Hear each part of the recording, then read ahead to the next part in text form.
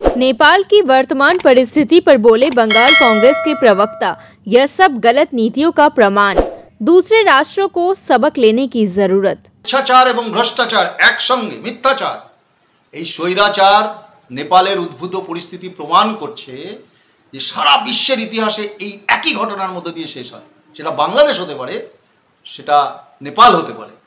এই রাজ্যেও দেখবেন লক্ষ্য করে, মাননীয় মুখ্যমন্ত্রীর সরকারও দেখবেন, আবার কেন্দ্রের বিজেপি সরকার দেখবেন দাবিয়ে দিতে চায়, চাপা দিতে চায় মানুষের কণ্ঠস্বর, ডিসেন্টিং ভয়েস, বিরোধাভাস করলেই বিপদ, তাদেরকে চাপিয়ে দেয়। সেটা সমাজ মাধ্যমে হোক, রাষ্ট্রের দমন পীড়নের মাধ্যমে হোক, পুলিশি ব্যবস্থার মাধ্যমে হোক, চাপিয়ে দেওয়ার চেষ্টা করে, অ্যারেস্ট করে, বন্ধ করে দেয়, আটকে রাখে।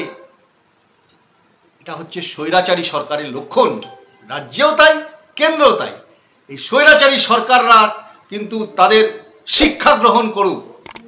নেপাল সহ সারা বিশ্বে এই স্বৈরাচারী সরকারের পতন যেভাবে নিশ্চিত হয়, আমার মনে হয় রাজ্য এবং কেন্দ্র সরকারের থেকে শিক্ষা গ্রহণ করুক। মানুষকে দাবিয়ে রেখে, চাপিয়ে রেখে, সত্যকে ধামাচাপা দিয়ে স্বৈরাচার শেষ কথা বলে না। दिन भर की ताज़ा तरीन खबरों और ब्रेकिंग न्यूज़ के लिए बने रहिए स्पष्टता न्यूज़ के साथ।